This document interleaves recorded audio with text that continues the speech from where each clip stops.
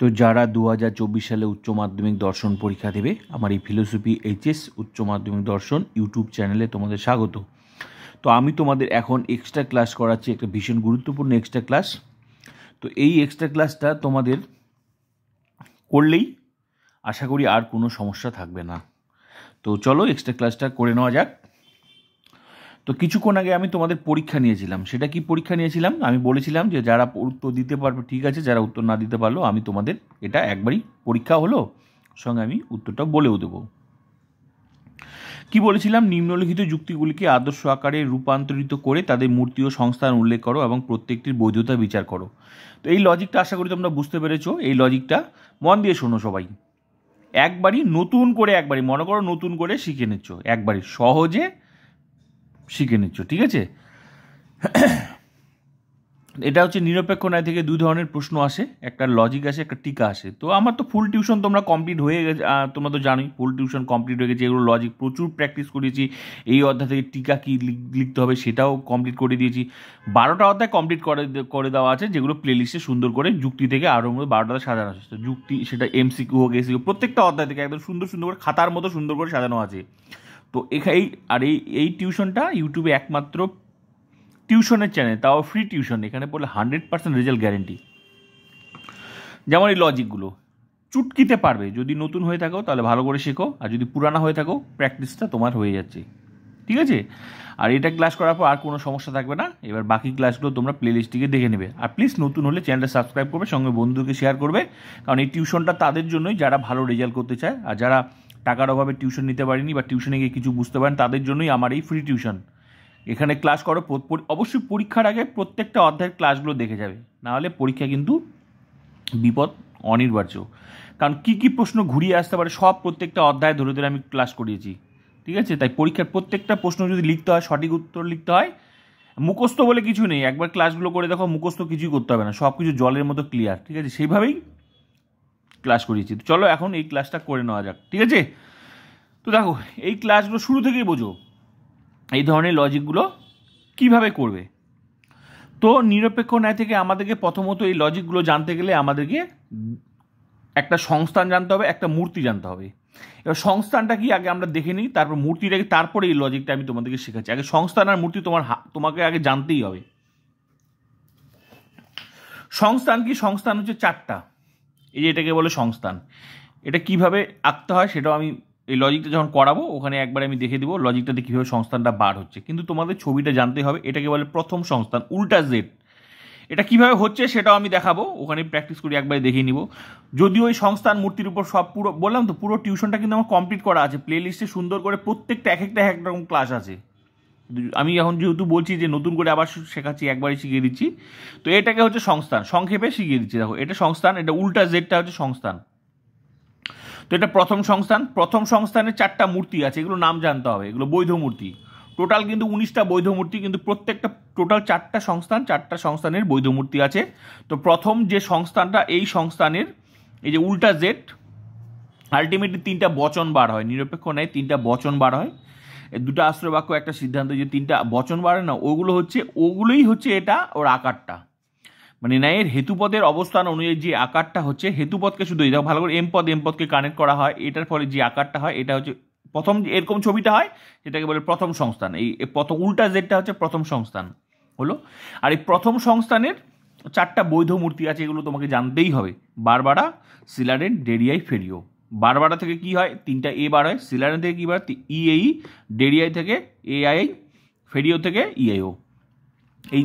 এটা এবার প্রশ্ন হচ্ছে কেন লাগবে, আমি যখন বিচার করাবো তখন বুঝতে পারবে।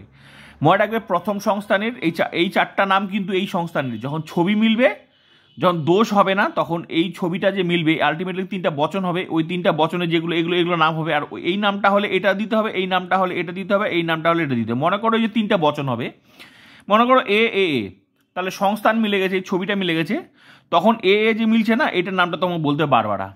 যদি মনে করো এখানে ই হলো, এই নামটা মিললো, তখন তোমাকে এই ছবিটা সংস্থানটাও মিলছে, আর এই বচনগুলো এই আসছে, তখন এই নামটা দিতে হবে, সিলারেন দিতে হবে। মনে করো ছবিটা, এই সংস্থানের ছবিটা মিলছে, আর আই 3টা বচন বার হয়েছে, আই বার হয়েছে, তখন এটার নাম বলতে ডেরিয়াই বলতে হবে। মনে করো যে আকারটা মানে যৌক্তিক আকারটা সাজানো হলো, যে বচনটা বার হলো, তিনটা বচন তো বার হবে আলটিমেটলি। মনে করো ই আই ও হয়েছে, ই আই ও, তখন তোমাকে এই নামটা ফেরিও বলতে হবে। মানে মূর্তিটা যেটা, এটার নাম মূর্তি, আর এই মূর্তিটার নাম কি ফেরিও। এটা হচ্ছে মূর্তি। মূর্তি মানে যে বচনগুলো বার হবে, আমি যখন প্র্যাকটিস করাবো তখন, এখন আপাতত হালকা বুঝে নাও। তো বোঝা গেল এরকম। তাহলে প্রথম সংস্থানের বৈধ মূর্তির কয়টি? বৈধ মূর্তির 4টি, যেগুলো শর্ট প্রশ্নও কাজে লাগবে। ঠিক আছে, বারবারা সিলারিন ডেরিয়াই ফেরো, ক্লিয়ার। এবার চলো দ্বিতীয় সংস্থান। দ্বিতীয় সংস্থানটা ভালো করে দেখো, মনে রাখবে প্রথম সংস্থান। এই প্রথম সংস্থান যদি মুখস্থ রাখো, ছবিটা মনে রাখবে কিন্তু পরীক্ষা কিন্তু ঘুরে ফিরে ছবিটা দিয়ে দেয়, বলে কোন সংস্থান। আমি যদিও শর্ট প্রশ্ন লিখে দিয়েছি কিভাবে কি প্রশ্ন আসবে, প্রত্যেকটা হাতে কমপ্লিট। এখানে লজিক ক্লাস করতে গিয়েও বাকিগুলো কমপ্লিট হয়ে যাবে। ঠিক আছে, দ্বিতীয় সংস্থান। দ্বিতীয় সংস্থানটা কি?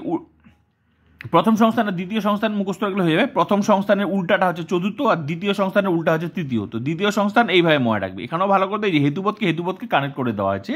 এর ফলে যে ছবিটা হচ্ছে, এটা হচ্ছে দ্বিতীয় সংস্থান। এই ছবিটা তোমাকে মনে রাখতেই হবে যে এই ছবিটাই একমাত্র দ্বিতীয় সংস্থান। মানে চোখের মধ্যে ভাসিয়ে নাও, এই ছবিটাই হচ্ছে দ্বিতীয় সংস্থান। ঠিক আছে, এবার ভালো করে তো এই সংস্থানেরও 4টা মূর্তি আছে। এই মূর্তিগুলোর নাম কি? সিসারি, কেমিস্ট্রিস, ফেস্টিনো, ব্যাডোকো। এবার প্রশ্ন হচ্ছে, ওই যে বললাম যখন কোনো দোষ হবে না যুক্তিটার মধ্যে, তখন এই ছবি তো এই মানে মনে করো যে আকারটা যৌক্তিক আকারটা সাজানো হচ্ছে, যে 3টা বচন বার হবে, ওই বচনের হচ্ছে এগুলো আকার, যে মানে হেতুপদের অবস্থানে একটা আকার সংস্থান বার করা হয়, যে ছবিটা হবে, এই ছবিটা মনে করো এই ছবিটা বার হলো। যদি ওই যুক্তিটাতে দোষ না হয়, ছবি তো যে কোনো একটা বার হবে, 4টার মধ্যে যে কোনো একটা ছবি বার হবেই।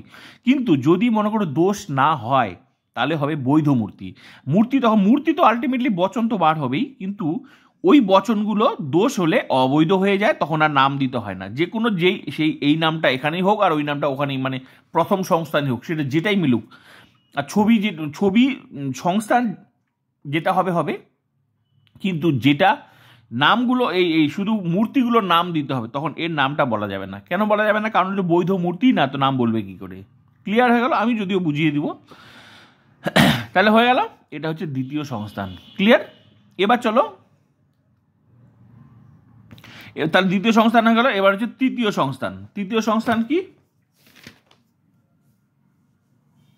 হ্যাঁ, কোথায় যেন তৃতীয় সংস্থান? হ্যাঁ, এই যে তৃতীয় সংস্থান। এবার দেখো, এই যে তৃতীয় সংস্থান, মানে দ্বিতীয় সংস্থানের বিপরীত হচ্ছে তৃতীয় সংস্থান। দেখুন, দ্বিতীয় সংস্থান এই পাশ থেকে দেখছিলে না? এবার দ্বিতীয় সংস্থানের উল্টা হচ্ছে তৃতীয় সংস্থান। এখানেও দেখো হেতুপদকে কানেক্ট করে দেওয়া হচ্ছে। দ্বিতীয় সংস্থান এটা। ঠিক আছে, আলটিমেটলি দেখো 3টা বচনই বার হবে, এগুলো আকারগুলো। ঠিক আছে, হেতুপদের অবস্থান অনুযায়ী ন্যায়ের যে আকারে যে হেতুপদকে কানেক্ট করে দিচ্ছি, এর ফলে যে আকারটা হচ্ছে, এগুলোকে বলে সংস্থান। ঠিক আছে, সংস্থান ও মূর্তির উপর আলাদা করে ক্লাস হচ্ছে। এখন যেহেতু পুরোটাই একবারই ক্লাস নিয়ে নিচ্ছি, সহজে বুঝিয়ে দিচ্ছি সংক্ষেপে, হ্যাঁ, জলের মতো ক্লিয়ার হয়ে যাবে। হয়ে গেল। এবার চলো, এই সংস্থানেরই বৈধ মূর্তি আছে। কয়টা বৈধ মূর্তি? এই সংস্থানের 6টা বৈধ মূর্তি আছে। কি কি? এই ডেরাপ্টি, ডিসামিস, ডেডিসি, ফিলাপটন, হ্যাঁ, বোকার্ডো, ফেরিসন। এই যে ফেরিসন। তো এবার বিষয় হচ্ছে, যখন মনে করো দোষ হবে না, তখন যে বচনগুলো হবে, মনে করো এই যে AI বচন হলো, ক্লাসটা করার সময় বুঝতে পারবে যে বচনটা হলো, তখন যদি দোষ না হয় আর এই সংস্থানটা হবে, তখন এই সংস্থানের এই মূর্তিটা যে বার হবে, এটাকে মূর্তি বলা। এই বচনগুলো, এই মূর্তিটার নাম কি? এই যে ডেরাপ্টি। তখন বৈধ মূর্তির নাম বলতে হবে, আর এই মূর্তিটার নাম বলতে হবে এখানে, এটা ডেরাপ্টি। সংস্থান এটা হলো, আর মূর্তি অন্য সংস্থানের নাম বলতে হবে না।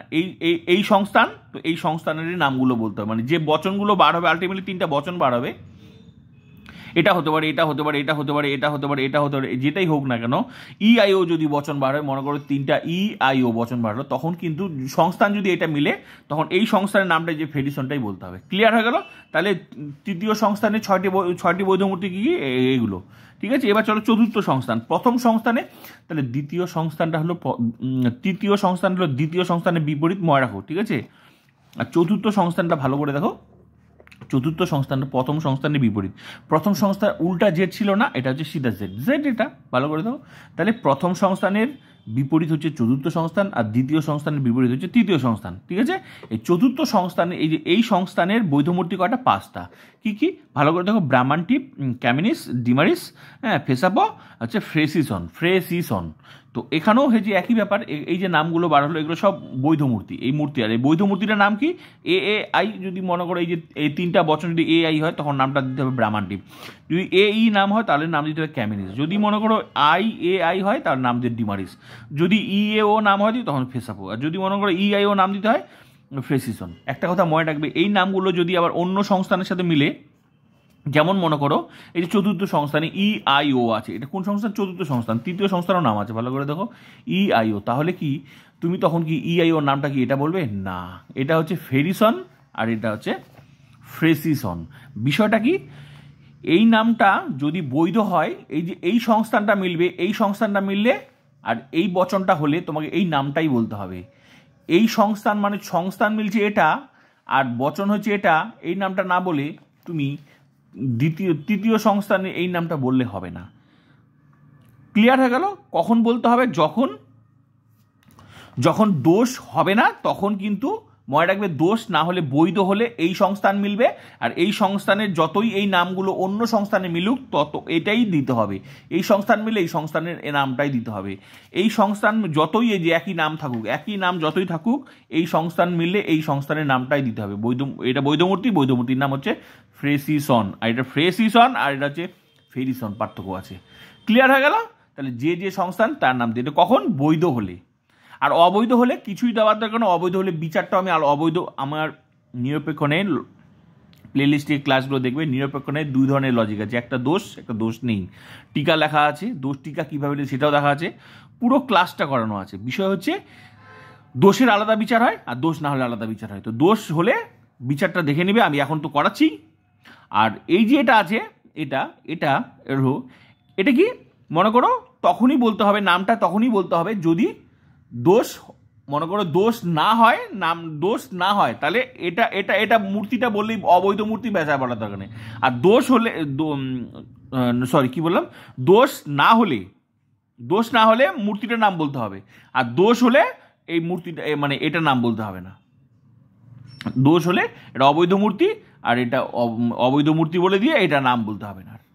আর ক্লিয়ার হয়ে গেল? এবার চলো করানো যাক, এবার চলো লজিকটা করা যাক। ঠিক আছে?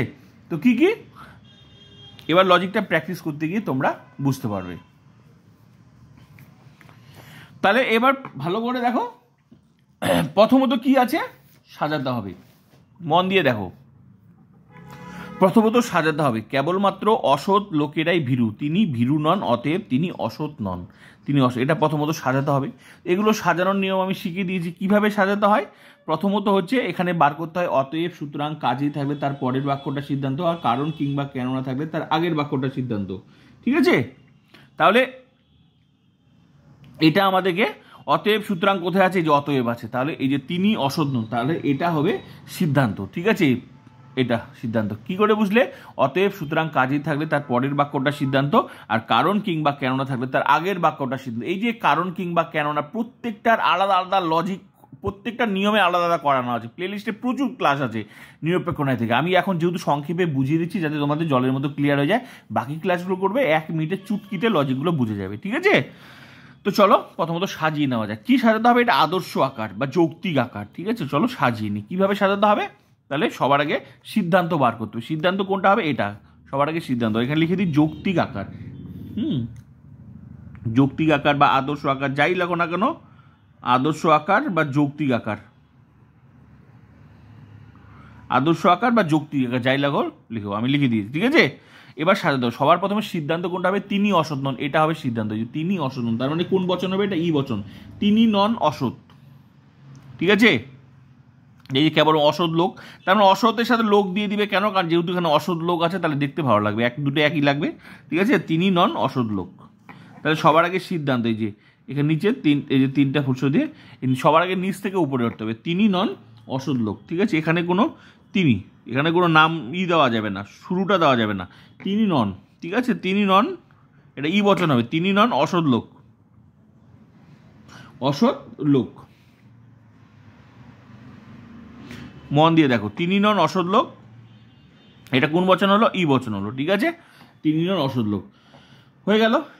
এবার এই যে তিনিটাকে কি নাম দেবো? এস দিব। এই যে তিনিটাকে নাম কি দিলাম? এস দিলাম। আর এই যে অসৎ লোকটাকে কি নাম দিলাম? পি দিলাম।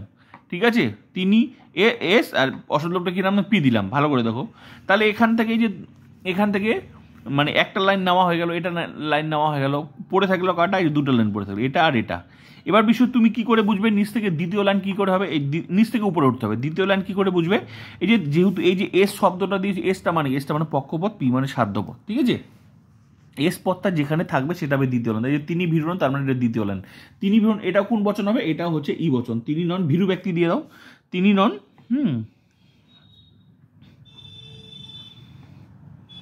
তিনি নন ভীরু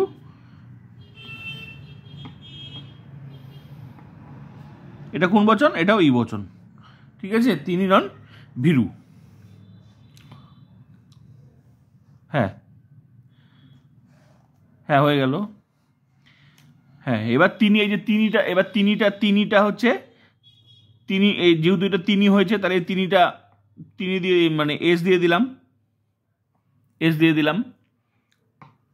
তাহলে দুইটা হয়ে গেল। এবার পড়ে থাকলো কোনটা? পড়ে থাকলো এই যে এটা পড়ে থাকলো। দুইটা তো হয়ে গেল। এবার দুইটা হয়ে গেল, তার মানে এটা হয়ে গেল। এবার হচ্ছে এটা লিখতে হবে। এটা কি? কেবলমাত্র অসৎ লোকেরাই ভীরু। তার মানে এটা সবার উপরে, যেহেতু দুটো লাইন হয়ে গেল, তার যেটা পড়ে থাকলো সেটা সবার উপরে। তার মানে এটা কোন বচন? কেবলমাত্র অসৎ লোকেরাই ভীরু। এই যে এখানে শুধু তুমি ব্যক্তিটা দিলেও হবে, না দিলেও হবে, কোনো অসুবিধা নেই, যেহেতু কারণ এখানে শুধু ভীরু মানে এবার বিষয়টা কিন্তু দেখতে ভালো লাগার জন্য, যেহেতু কেবলমাত্র আছে, কেবলমাত্রের জন্য উদ্দেশ্যবিদ চেঞ্জ হবে, তো ভীরুটা সামনে আসবে, তাহলে ভীরুর সাথে ব্যক্তি যোগ করতে হবে, ভালো লাগবে দেখতে, ওই জন্য এখানে ভীরু ব্যক্তি দেওয়া। ঠিক আছে, তাহলে এটা আলটিমেটলি এ বচন হবে, কিন্তু উদ্দেশ্যবিদ চেঞ্জ হবে। কেন হবে? কারণ যেহেতু এটা কেবলমাত্র আছে, তাহলে উদ্দেশ্যবিদ চেঞ্জ হবে। তাহলে উত্তরটা কি হবে? সকল ভীরু ব্যক্তি হয় অসৎ লোক। সকল ভীরু ব্যক্তি হয় অসৎ লোক, এটা হচ্ছে এ বচন সবার উপরে। এটার আবার শুরুটা দিতে হবে। এটা হচ্ছে শুরুটা দিতে হবে সকল। ঠিক আছে, সকল ভীরু ব্যক্তি হয় অসৎ লোক। সকল ভীরু, ঠিক আছে, ভীরু ব্যক্তি, সকল ভীরু ব্যক্তি হয় অসৎ লোক। অসৎ লোক, এটা কোন বচন? এ বচন। তো হয়ে গেল, সাজানো হয়ে গেল। এবার পদগুলো মিলিয়ে নাও। এই যে তিনি এস পদ, অসৎ লোক কি? পি পদ। আর এই যে ভীরু ব্যক্তি, আর এই ভীরু ব্যক্তি এম পদ। এম মানে হেতুপদ। সাজিয়ে নিলাম। ঠিক আছে, সাজিয়ে নিলাম। ক্লিয়ার হয়ে গেল, সাজানো হয়ে গেল। তিনি প্রত্যেকটা পদ দুবার করে বসে। তিনি এস পদ, অসৎ লোক পি পদ, আর যে ভীরু হচ্ছে এম পদ। ক্লিয়ার হয়ে গেল, ব্যাস সাজানো হয়ে গেল। এবার আমাদের কাজ কি? এবার আমাদের কাজ এটাতে দেখা, এটাতে হচ্ছে আমাদের দোষ হয়েছে কি না। চলো আমরা দেখে নিই দোষ হয়েছে কি না। দোষ হয়েছে কিনা এবার কি করে বুঝবো? এখানে আমি বলেছিলাম, আমি আমার আগের ক্লাসগুলো যদি তোমরা করে থাকো, যেহেতু আমি এটা প্র্যাকটিস করাচ্ছি, এক্সট্রা ক্লাস করাচ্ছি, তো ভালো করে দেখো। আমি বলেছিলাম নিরপেক্ষ ন্যায় কিন্তু নিয়ম কয়টা? টোটাল 10টা নিয়ম আছে, কিন্তু আমি তোমাদেরকে 4টা নিয়ম করাই। কেন 4টা নিয়ম করাই? 4টা নিয়ম করলে তাহলে তুমি সঠিকভাবে ন্যায়ের বৈধতা বিচার করতে পারবে। কোন 4টা নিয়ম? প্রথমত 4টা নিয়মই অ্যাপ্লাই করতে হবে। প্রত্যেকটা লজিকে 4টা নিয়মে অ্যাপ্লাই করে দেখতে হবে, তাহলেই ধরা পড়বে এর কোনটা নিয়ম লঙ্ঘন হয়েছে। প্রথম নিয়ম কি বলছিলাম? প্রথম নিয়ম বলছিলাম ন্যায়ের নিয়ম হলো, মনে রাখো ভালো করে, এগুলো প্রত্যেকটা লজিকে কিন্তু আমি বলেছি, বাকি লজিক ক্লাসগুলো দেখবে একই কথা বলেছি। আর তুমি যতই বৈধতা বিচার করো, এই 4টা নিয়মের মাধ্যমে সঠিক উত্তর করতে পারবে। হ্যাঁ, ন্যায়ের নিয়ম হলো, মিলাও পদগুলো। প্রথমকার নিয়ম, ন্যায়ের নিয়ম হলো ন্যায় অনুমানে 3টা পদ থাকবে, তার বেশিও না কমও না। 3টা পদ মানে যে এস পদ, পিপি একটা পদ, 2টা পদ, এম 3টা পদ, ব্যাস 3টা, প্রথম নিয়ম পাস। তা প্রথম নিয়মটা কি ছিল? ন্যায় নিয়ম হলো ন্যায় অনুমানে 3টা পদ থাকবে, তার বেশিও না কমও না। যদি 3টার বেশি থাকে তাহলে 4ই পদ দোষ হয়, তো 3টার বেশি নেই, তাহলে প্রথম নিয়ম পাস, 4ই পদ দোষও হলো না। ক্লিয়ার হয়ে গেল। এবার দ্বিতীয় নিয়ম কি? দ্বিতীয় নিয়মটা অ্যাপ্লাই করে দেখবো। দ্বিতীয় নিয়ম হলো, ন্যায় নিয়ম হলো হেতুপদকে 2টি আশ্রয় বাক্যের মধ্যে একবার অবশ্যই ব্যাপদ। এই হেতুপদ মানে এম পদ থাকে 2টি আশ্রয় বাক্যের মধ্যে, এটা আশ্রয় বাক্য, এটা আশ্রয় বাক্য। তো এগুলো আমি শিখিয়েছি। এটা যেহেতু এটা হচ্ছে প্রধান আশ্রয় বাক্য, এটা হচ্ছে অপ্রধান আশ্রয় বাক্য। এটা লিখলেও হবে, না লিখলেও হবে, আমি লিখে দিয়েছি প্রত্যেকটা ক্লাসে। তবুও এখন যেহেতু আমি প্র্যাকটিস করাচ্ছি আর আমি লিখলাম না, এটা প্রধান আশ্রয় বাক্য, এটা অপ্রধান আশ্রয় বাক্য, এটা আমরা মনে মনে ধরে নেবো। প্রথমটা প্রধান আশ্রয় বাক্য, এটা হচ্ছে অপ্রধান আশ্রয় বাক্য। ঠিক আছে, লিখলো হবে, না লিখলো হবে। আমি প্রচুর ক্লাস করিয়েছি, প্রত্যেকটা লিখে দিয়েছি, আবার বলেও দিয়েছি লিখলো হবে, না লিখলো হবে। তাও প্রধান আশ্রয় বাক্য, এটা অপ্রধান আশ্রয় বাক্য। তাহলে ন্যায়ের নিয়ম হলো দ্বিতীয় নিয়ম কি, যে হেতুপদকে দুটি আশ্রয় বাক্যের মধ্যে একবার অবশ্যই ব্যাপ্য হতে হবে। চলো দেখে নিই, এ বচনের বিধেয় পদ কি, অব্যাপ্য। ই বচনের দুটা পদই কি, ব্যাপ্য। তার মানে হেতুপদ, এই যে এখানে অব্যাপ্য হয়েছে, কিন্তু এই যে ভীরু ব্যক্তি এটাও এম পদ, তো এখানে কিন্তু ব্যাপ্য হয়েছে। তাহলে দুটো আশ্রয় বাক্যের মধ্যে যে কোনো এক জায়গায় ব্যাপ্য হলেই হবে। ব্যাস 2 নম্বর নিয়ম পাস, পাপ্পু পাস হো গিয়া। 2 নম্বর নিয়ম পাস, তার মানে অব্যাপ্য হেতুদোষ হলো না। চলো 3 নম্বর নিয়ম। 3 নম্বর নিয়ম কি, 3 নম্বর নিয়ম বলছে যে ন্যায় নিয়ম হলো যে পদ আশ্রয় বাক্যে ব্যাপ্য হয়নি, হেতুপদের নিয়ম পাস হয়ে গেল, এবার কি পড়ে থাকলো, পি আর এস। এই 3 নম্বর নিয়মের ক্ষেত্রে পি আর এসটাকে দেখতে হবে। যে পদ আশ্রয় বাক্যে ব্যাপ্য হয়নি সে পদ সিদ্ধান্তে ব্যাপ্য হতে পারে না। তো চলো এবার পি পদে প্রথমে প্রধান আশ্রয় বাক্যে প্রথমকার লাইনটা প্রধান আশ্রয় বাক্য, এটা অপ্রধান আশ্রয় বাক্যের সিদ্ধান্ত। তো প্রথমকার লাইনে পি পদটা দেখি, পি পদটা কি, এই নিয়মের ক্ষেত্রে 3 নাম্বার নিয়মের ক্ষেত্রে পি আর এস কে দেখতে হবে। এই নিয়মের ক্ষেত্রে দোষ কখন হবে, যদি এখানে অব্যাপ্য হয় সিদ্ধান্তে ব্যাপ্য হয় তাহলে দোষ। সেটা কি, যদি পি পদটা হয় তাহলে অবৈধ সাধ্য দোষ, যদি এসটা হয় তাহলে অবৈধ পক্ষ দোষ। ক্লিয়ার হয়ে গেল। এই নিয়মের ক্ষেত্রে 3 নাম্বার নিয়মের ক্ষেত্রে যে পদ আশ্রয় বাক্যে ব্যাপ্য হয়নি সে পদ সিদ্ধান্তে ব্যাপ্য হতে, এই নিয়মের ক্ষেত্রে দুইটা দোষ ঘটতে পারে, একসাথে না, যে কোনো একটা দোষ ঘটতে পারে লঙ্ঘন করলে, যে কোনো একটা হয়, এটা হবে না হলে এটা হবে। তো চলো প্রথম প্রধান আশ্রয় বাক্যে কি পি পদটাই আছে, তো এটা হচ্ছে এ বচনে বিধপদ কি, অব্যাপ্য। চলো অব্যাপ্য এ বচনে বিধপদ, বিধপদটা কেন দেখলাম, কারণ এখানে পি পদটা তো এখানেই আছে, বিধেয় স্থানে আছে অব্যাপ্য, তাহলে অব্যাপ্য, অথচ সিদ্ধান্তে দেখো পি পদটা ব্যাপ্য, এখানে অব্যাপ্য সিদ্ধান্তে ব্যাপ্য, এই জন্যই দোষ। যেহেতু পি পদটা এখানে অব্যাপ্য, আশ্রয় বাক্যে অব্যাপ্য আর সিদ্ধান্তে ব্যাপ্য হলে দোষ। সেটা যদি পি পদটা হয় তাহলে অবৈধ সাধ্য দোষ, আর যদি এস পদটা হয় তাহলে অবৈধ পক্ষ দোষ। তো পি পদটা অব্যাপ্য হয়েছে, এখানে ব্যাপ্য হয়েছে, কেন ব্যাপ্য, কারণ এই বচনের দুটা পদই ব্যাপ্য, আর এ বচনটা, এই যে এ বচনের বিধেয় পদ তো অব্যাপ্য, তাহলে অব্যাপ্য আর ব্যাপ্য, এই জন্য দোষ। এবার তোমার প্রশ্ন হচ্ছে স্যার এস পদটা কেন নয়, কারণ অপ্রধান আশ্রয় বাক্য তো ই বচন আর দুটা পদই ব্যাপ্য, ব্যাপ্য হলে না, অব্যাপ্য আর এখানে ব্যাপ্য হলে তবেই দোষ, এই জন্য এটা দোষ। তাহলে দোষ বার হয়ে গেল, অব্যাপ্য সরি অবৈধ সাধ্য দোষ হয়ে গেল। ক্লিয়ার হয়ে গেল। তাহলে সরাসরি এখানে আমরা লিখে দেব সোজা অবৈধ অবৈধ সাধ্য, অবৈধ সাধ্য দোষ। এটা হলো তোমাদের অবৈধ সাধ্য দোষ। তাহলে ক্লিয়ার হয়ে গেল, দোষ হয়ে গেল কি, অবৈধ সাধ্য দোষ। ক্লিয়ার, তাহলে দোষ হয়ে গেল অবৈধ সাধ্য দোষ। এবার কি করব, এবার কাজ কি, দোষ হয়ে গেল, এবার যে বচনগুলো এবার আমি সংস্থান বার করব। সংস্থান তো আমি শিখিয়ে দিলাম, এবার চলো সংস্থানটা কিভাবে, তাহলে একটা ভালো করে শিখে সংস্থান কিভাবে হয়। আলটিমেটলি কি দেখো তো, 3টা লাইন আছে, একটা লাইন, দুটো লাইন, 3টা লাইন, 3টা লাইনের আকারগুলো আছে। প্রথম কারটা আছে এই যে লাইন, তো প্রথমকার লাইনটা তুলে নেন। প্রথমকার লাইনে কি কি পদ আছে, ভালো এম পদ আর এই যে পি পদ। প্রথমকার লাইনে এম পদ, প্রথমে কি পদ আছে, এম পদ আর পি পদ। তো এক একটা যৌক্তিক আকারে এক এক রকম থাকবে, কিন্তু এমটা প্রথমেও থাকবে, পিটা প্রথমেও থাকবে, পিটা এ পাশেও থাকতে পারে, এ পাশেও থাকতে পারে, এটা এখানেও থাকতে পারে, এখানেও থাকতে পারে, কিন্তু পি পদটা প্রধান আশ্রয় বাক্যেই থাকবে, আর এম পদটা প্রধান আশ্রয় বাক্যে থাকবে। হ্যাঁ, কিন্তু এ পাশেও থাকতে পারে, এ পাশেও থাকতে পারে, কিন্তু থাকবেই, এখানেই থাকবে। ঠিক আছে। আর অপ্রধান আশ্রয় বাক্যে যে এস পদটা এই পাশেও থাকতে পারে, এমটা এই পাশেও থাকতে পারে, কিন্তু থাকবেই। মানে হেতু পদটা এই দুটি আশ্রয় বাক্যের মধ্যে থাকবে, আর পি পদটা প্রধান আশ্রয় বাক্যে থাকবে, আর এস পদটার দ্বিতীয় লাইনেই থাকবে। এটাই হচ্ছে নিয়ম। ঠিক আছে। আর সিদ্ধান্তে এসপি থাকবে, তাই বলে এসটা এই পাশে না, পিটা এই পাশে না, কিন্তু এটা ফিক্সড।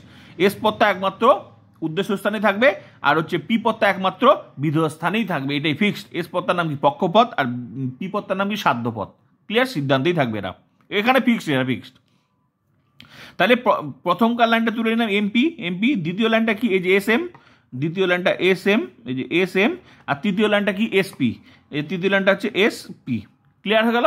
এবার কি করব, এবার হচ্ছে আলটিমেটলি প্রত্যেক যে কোনো লজিকই হোক, বাকি ক্লাসগুলো আমার করে দেখবে, এক একটা এক এক রকম সংস্থান।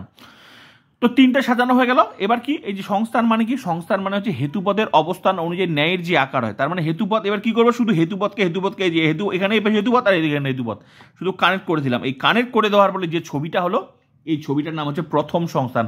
এখনই দেখালাম তোমাদের যে এরকম ছবি বার হলে সেটা প্রথম সংস্থান। আলটিমেটলি এরকম 3টে লাইন তুলবে, লাইন তোলার পর শুধু হেতুপদ কানেক্ট করে দিবে। যে 4টা ছবি দেখালাম তোমাদের, ওই 4টা সংস্থানের মধ্যে যে কোনো ছবি মিলবে। তো ক্লিয়ার হয়ে গেল। তাহলে এটা ছবিটা কার সাথে মিললো, প্রথম সংস্থান। তাহলে এই ছবিটার নাম হচ্ছে প্রথম সংস্থান। এখানে তখন লিখে দিতে হবে প্রথম সংস্থান। ঠিক আছে, ক্লিয়ার হয়ে গেল প্রথম সংস্থান। এবার যেহেতু দোষ হয়ে গেলে বিচার করা আরো সহজ, কারণ দোষ হয়ে গেলে এই যে এ ই হলো না, এই যে বচনগুলো হলো, এই যে এ ই, এই মূর্তিটা হয়ে গেল অবৈধ মূর্তি। তখন আর এর নাম বলতে হবে না, এই অবৈধ মূর্তিটার নাম বলতে হবে না, এই সংস্থানের ওই মূর্তিগুলো নাম বলতে হবে না। তাহলে বিচারটা কি করে করব, বিচারটা শুধু এখানে লিখতে হবে, এই বিচারটা এখানে বিচারটা সরাসরি বিচারটা লিখতে হবে যে যুক্তিটি প্রচুর বিচার করে দিয়েছি, প্রত্যেকটা লজিক আলাদা আলাদা। মেইন ক্লাসে গিয়ে আমার প্লে লিস্টে গিয়ে অধ্যায় এই নিরপেক্ষণ এই ক্লাসগুলো দেখবে, প্রচুর এই লজিক প্রচুর করিয়েছি। ঠিক আছে, যুক্তিটি কোন সংস্থান হলো? প্রথম সংস্থান লিখতে হবে, প্রথম। আমি এখন শুধু সংক্ষেপে লিখে দিচ্ছি, ঠিক আছে, বোঝানোর জন্য। আমি তো সুন্দর করে লিখে দিয়েছি। যুক্তিটি প্রথম সংস্থানের অন্তর্গত, যুক্তিটি প্রথম সংস্থানের অন্তর্গত এবং কোন বচন হলো এটা? এই যে এ ই যুক্তিটি প্রথম সংস্থান, যেহেতু প্রথম সংস্থার নাম দিতে হবে বিচারে, যুক্তিটি প্রথম সংস্থানের অন্তর্গত এবং এই যে এ ই এটা লিখবে অবৈধ মূর্তি, অবৈধ মূর্তি। এটাই হচ্ছে শুরুতে, মানে দোষের ক্ষেত্রে এটা লিখতে হবে, যুক্তিটির প্রথম সংস্থানের অন্তর্গত এবং এই অবৈধ মূর্তি। এই মানে কি, যে বচনটা হবে সেগুলো যে কোনো বচন হতে পারে। তো এই যেই বচনটা হোক, বিচার দোষ হয়ে গেলে বিচারের ক্ষেত্রে এখানে লিখবে যুক্তিটি যে সংস্থান হবে সেই সংস্থানটার নাম দিতে হবে। যদি দ্বিতীয় হয় তো লিখতে দ্বিতীয় সংস্থান, যদি তৃতীয় হয় তৃতীয়, আর যেটা হবে সেখানে লিখে দিও অবৈধ মূর্তি। ক্লিয়ার হয়ে গেল? এটা শুরুটা বিচারের ক্ষেত্রে, এই দোষ হলে এরকম বিচার শুরুতে। তারপর কি লিখবে? তারপর দাঁড়িয়ে দিয়ে লিখবে যুক্তিটি, তারপর লিখবে যুক্তিটি হ্যাঁ কোন দোষ ঘটেছে? অবৈধ। আমি সুন্দর করে লিখে দিয়েছি, ঠিক আছে। এখন জাস্ট আমি ফটাফট তোমাদেরকে বুঝিয়ে দিই। যুক্তিটি অবৈধ সাধ্য দোষে, কারণ অনেক সময় লাগবে লিখতে, ঠিক আছে, সুন্দর করে লিখতে। অবৈধ সাধ্য দোষে দুষ্ট। এবার সরাসরি লিখবে যুক্তিটি অবৈধ সাধ্য দোষে দুষ্ট। এবার কি করে বুঝলে অবৈধ সাধ্য দোষে দুষ্ট? এবার তোমাকে নিয়মটা দিতে হবে। কারণ এখানে তখন বলতে হবে কারণ কেন? এবার যে নিয়মের ফলে এটা ঘটলো সেই নিয়মটা দিতে হবে এখানে। কারণ তখন লিখতে হবে যে নিয়মটা ঘটলো, যে নিয়মটার ফলে। কারণ ন্যায়ের নিয়ম হলো যে পথ, যে নিয়মটা সেটা লিখতে হবে। যে পথ আশ্রয় বাক্যে আমি কিন্তু সংক্ষেপে লিখছি, ঠিক আছে। আমি সুন্দর করে এরকম সুন্দর করে লেখা লিখিয়ে দিচ্ছি, বাকিগুলো দেখে নেবে। যে পদ আশ্রয় বাক্যে ব্যাপ্য হয়নি সে পদ সিদ্ধান্তে ব্যাপ্য হতে পারে না। আমি সুন্দর করে লিখে দিয়েছি, ও বাকিগুলো দেখে নিবি। এখন তো আশা করি বলে দিচ্ছি, ক্লিয়ার হয়ে যাচ্ছে। যে পদ আশ্রয় বাক্যে ব্যাপ্য হয়নি সে পদ সিদ্ধান্তে ব্যাপ্য হতে পারে না। দাঁড়ি। কিন্তু এখানে এবার লিখতে হবে কিন্তু এখানে। এবার যেটার ফলে তুমি বুঝতে পারে এটা দোষ হলো, সেটাই এখন লিখে দেখাতে হবে। কোথায় কোথায় ঘটনাটা ঘটলো, কোন লাইনটার ফলে ঘটলো, সেই কথাগুলো এখানে লিখে দেখাতে হবে। কিন্তু এখানে কি কোথায় ঘটেছে, কোন লাইনটার ফলে দেখলে? এই যে কিন্তু এখানে যে প্রধান আশ্রয় বাক্য, এবার লিখতে হবে প্রধান আশ্রয় বাক্যের প্রধান আশ্রয়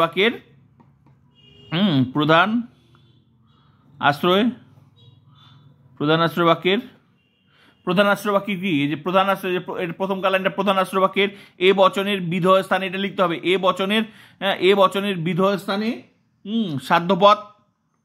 এ বচনের প্রধান আশ্রয় বাক্যের এ বচনের বিধেয় স্থানে সাধ্যপদ অব্যপ্য হয়েছে, এটা লিখতে হবে। অব্যপ্য হয়েছে প্রধান আশ্রয় বাক্যের এ বচনের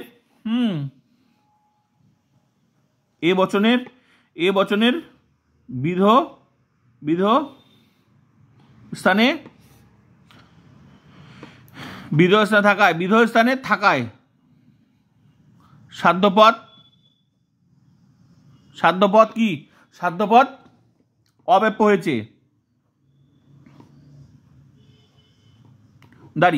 অব্যপ্য হয়েছে, যেটা ঘটছে সেটাই লিখে দেবে। অব্যপ্য হয়েছে অথচ ওই পদই সিদ্ধান্তে ই বচনের দুটি পদ ব্যাপ্য হয়েছে। অথচ ওই পদই, কারণ এখানে এটা ই বচনের সিদ্ধান্তে তো ই বচনে তো দুটো পদই ফলে ব্যাপ্য হয়েছে। এবার লিখতে হবে ফলে, অথচ ওই পদই সিদ্ধান্তের যেখানে ঘটছে সেটা লিখতে হবে। অথচ ওই পদই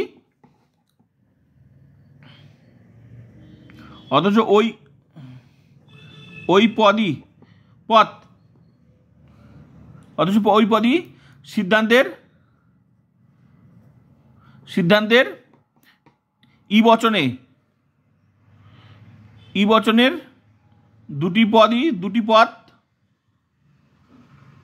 দুটি পদ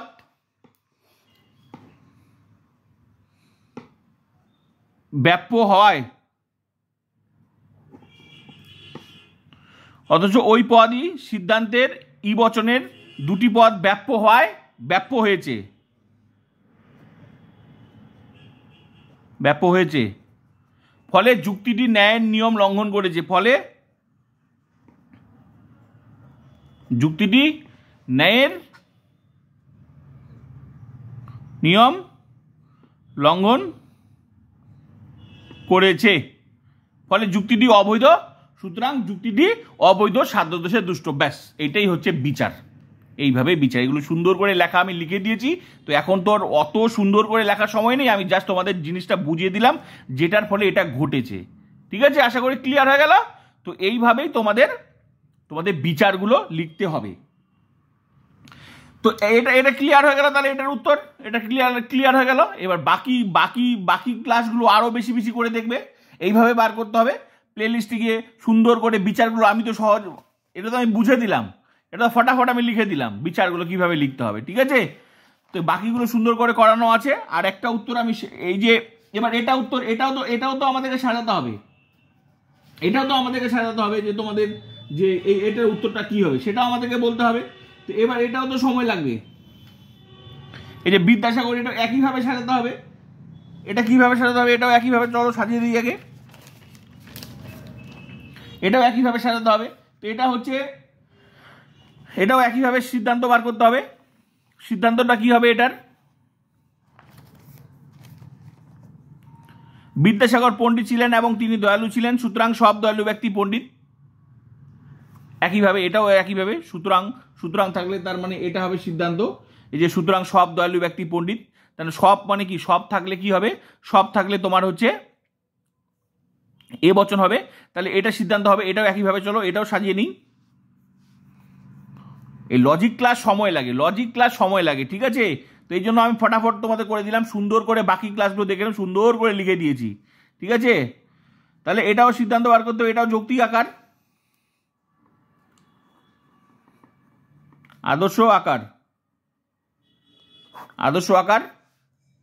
ঠিক আছে, আদর্শ আকার, এখানে সবার আগে সিদ্ধান্ত কি হবে,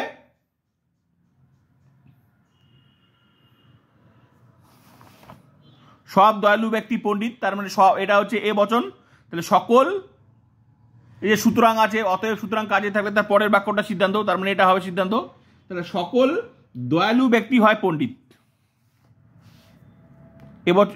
সকল দয়ালু ব্যক্তি হয় পণ্ডিত ব্যক্তি লিখে দিই, দেখতে ভালো লাগে। এটা কোন বচন, এ বচন, ব্যাস হয়ে গেল। এটা হচ্ছে, এটার নাম কি এস, এটার নাম কি পি, দিলাম এস পি। তো এটা হয়ে গেল, সিদ্ধান্ত হয়ে গেল। এবার এস পি, এবার এই যে দয়ালু ব্যক্তি, এস শব্দটা যেখানে থাকবে সেটা হবে দ্বিতীয় লাইন। তো দয়ালু ব্যক্তি কোথায় আছে, এই লাইনটা তো হয়ে গেল, আর দুটো লাইন পড়েছিল, দয়ালু ব্যক্তি, এই যে দয়ালু, তার মানে তিনি দয়ালু ছিলেন, তার মানে এটা হবে দ্বিতীয় লাইন। তার মানে কি, তিনি বলতে কে, বিদ্যাসাগর পণ্ডিত ছিলেন এবং তিনি দয়ালু। এখানে তিনি বলতে এখানে কথাটা লুকিয়ে আছে, তার মানে বিদ্যাসাগর, তার মানে বিদ্যাসাগর কথাটা এখানে দিতে হবে। ঠিক আছে, তার মানে বিদ্যাসাগর হন দয়ালু ব্যক্তি, এখানে হবে বিদ্যাসাগর। ঠিক আছে, বিদ্যাসাগর হন দয়ালু, এটা কোন বচন, এটাও এ বচন, যেহেতু নাম আছে কোনো সকল দেওয়া যাবে না। ক্লিয়ার হয়ে গেল। এবার বাকি কি পড়ে থাকলো, বাকি হচ্ছে এটাই পড়ে থাকলো, এটা তো হয়ে গেল, দুটো লাইন হয়ে গেলে ব্যাস। বিদ্যাসাগর পণ্ডিত ছিলেন, তার মানে এটা হবে, এটাও এ বচন, বিদ্যাসাগর হন পণ্ডিত ব্যক্তি, বিদ্যাসাগর হন পণ্ডিত ব্যক্তি, এটাও এ বচন। এবার পদগুলো সাজিয়ে নিই, এবার সাজানো হয়ে গেল। এবার কি করব, এই যে দয়ালু ব্যক্তি, যেখানে দয়ালু ব্যক্তি কোথায় আছে, এস, এটা এস, তাহলে এটাও এস। এই যে পণ্ডিত ব্যক্তি, তাহলে পণ্ডিত ব্যক্তি পি, এটা যদি পি তাহলে পণ্ডিত ব্যক্তিও পি। আর এই যে বিদ্যাসাগর কি এম পদ, কারণ এম পদ কেন, একমাত্র হেতুপদ, এসপি মিলানোর পর যেটা থাকবে সেটাই হেতুপদ, আর হেতুপদ একমাত্র আশ্র বাক্যেই থাকে। তাহলে এই যে এটাও এম পদ, এটাও এম পদ, ব্যাস সাজানো হয়ে গেল। এবার কি করব, এবার হচ্ছে এই যে সাজানো যে হয়ে গেল, ব্যাস এবার আমি কি করব, দোষ বার করব, দোষ হয়েছে কিনা। চলো দোষ হয়েছে কিনা দেখি, একই নিয়মে দোষ হয়েছে কিনা দেখব। কি বললাম কিছুক্ষণ আগে, 4টা নিয়ম। কি কি নিয়ম? প্রথম নিয়ম কি, যে পদগুলো মিলাও। প্রথম নিয়ম কি, ন্যায় নিয়ম হলো ন্যায় অনুমানে 3টি পদ থাকবে, তার বেশিও না কমও না। 3টি পদ কি কি, এই যে এস পদ, এই যে দয়ালু ব্যক্তি দয়ালু একটি এটা মানে একটি পদ, প্রত্যেকটা পদ দুবার করে বসে, তার মানে এস পদ একটি পদ, পিপি মানে পণ্ডিত ব্যক্তি পণ্ডিত 2টি পদ, এম পদ আর এম পদ 3টি পদ। তার মানে প্রথমকার নিয়মটা পাস, তার মানে প্রথম নিয়মটা পাস হয়ে গেল, চারিপদ দোষ হলো না। এবার চলো দ্বিতীয় নিয়ম। দ্বিতীয় নিয়ম কি, যে ন্যায় নিয়ম হলো হেতুপদকে 2টি আশ্রবাক্যের মধ্যে একবার অবশ্যই ব্যাপ্য হতে, হেতুপদ মানে এম পদ। চলো এ বচনের উদ্দেশ্যপদ কি, ব্যাপ্য, ব্যাস ব্যাপ্য তো হয়ে গেছে, তাহলে এক জায়গায় ব্যাপ্য হলেই ব্যাস 2 নম্বর নিয়ম পাস, অব্যাপ্য হেতু দোষ হলো না। এবার 3 নম্বর নিয়ম কি, 3 নম্বর নিয়ম, হেতুপদ তো পাস হয়ে গেল, 3 নম্বর নিয়মে এস আর পি কে দেখতে হবে, এস আর পি কে দেখতে হবে। এখানে দোষ কখন হবে, যদি এখানে অব্যাপ্য হয়, সিদ্ধান্তে ব্যাপ্য হয় তাহলে দোষ, পি পদ তাহলে অবৈধ সাধ্য দোষ, আর এস পদ তাহলে অবৈধ পক্ষ দোষ।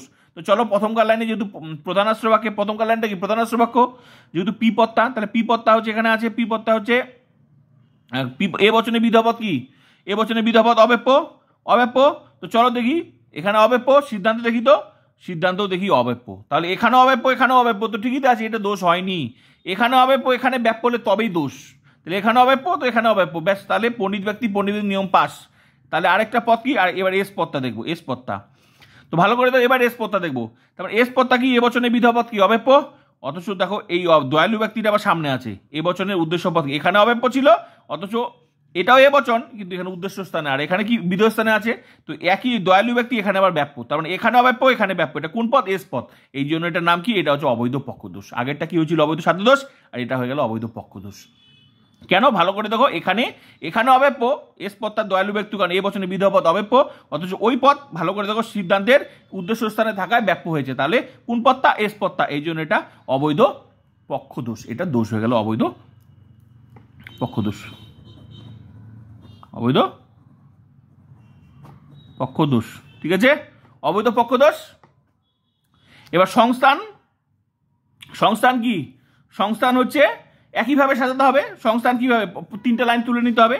তো 3টা লাইন কি, প্রথমকার লাইনটা কি, এই যে প্রথমকার লাইনে, যে প্রথমকার লাইনে কি আছে, M R P, M R এই যে এম আর পি আছে, এই যে এমপি। দ্বিতীয় লাইনে কি আছে, এম এস, দ্বিতীয় লাইনে যে এম এস, আর তৃতীয় লাইনে কি আছে, এসপি, এস আর পি।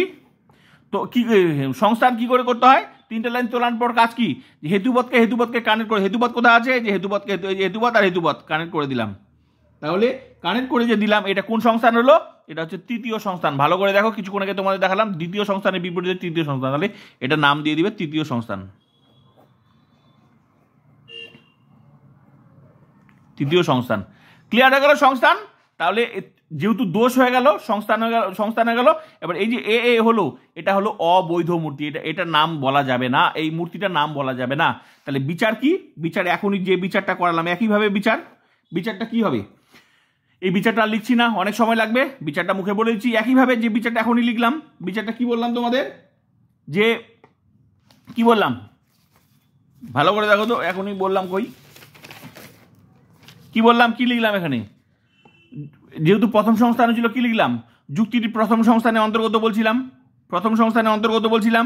তারপর কি বললাম, এই অবৈধ মূর্তি, তাহলে এখানে তোমরা কি লিখবে, এখানে এটা কোন কোন কোন কোন সংস্থান হয়েছে, তৃতীয় সংস্থান, তাহলে বিচারে কি লিখবে, যুক্তিটি তৃতীয় সংস্থানের অন্তর্গত, এবং এবং এ এ এ 3টা এ অবৈধ মূর্তি। ক্লিয়ার হয়ে গেল, এটা দোষ হলে অবৈধ মূর্তি। তারপর কি লিখবে, যুক্তিটি অবৈধ পক্ষদোষে দুষ্ট, কারণ ন্যায় নিয়ম হলো যে পদ আশ্রয়বাক্যে ব্যাপ্য হয়নি সে পদ সিদ্ধান্তে ব্যাপ্য হতে পারে না, একইভাবে চলবে, ব্যাপ্য হতে পারে না। কিন্তু এখানে এবার ব্যাখ্যাটা করতে হবে, কোন লাইনটার ফলে দোষ হলো সেটা ব্যাখ্যা করতে। কিন্তু এখানে কোথায় ঘটেছে, এই যে এই লাইনটা, কোনটা দেখে বুঝতে পেরেছো দোষ হলো, সেটাই এখন ভাষায় লিখতে হবে। কিন্তু এখানে অপ্রধান এটা দ্বিতীয় লাইন, অপ্রধান আশ্রয়বাক্যের এ বচনের বিধেয় স্থানে হচ্ছে পক্ষপদ অব্যাপ্য হয়েছে, অথচ ওই পদ সিদ্ধান্তের এ বচনের উদ্দেশ্য স্থানে থাকায় ব্যাপ্য হয়েছে, ফলে যুক্তিটি ন্যায় নিয়ম লঙ্ঘন করেছে, যুক্তিটি অবৈধ, সুতরাং যুক্তিটি অবৈধ পক্ষদোষে দুষ্ট। ব্যাস হয়ে গেল, কমপ্লিট, ব্যাস আর কেউ আটকাতে পারবে না। ক্লিয়ার হয়ে গেল। এবার বাকি বাকি ক্লাসগুলো তোমরা দেখবে, আর কোনোটাতে দোষ আছে কোনোটাতে দোষ নেই, বাকি ফুল ক্লাসগুলো এবার প্লেলিস্টটিকে দেখে নাও, কেউ আটকাতে পারবে না। প্লিজ শেয়ার যাদের টিউশন দরকার।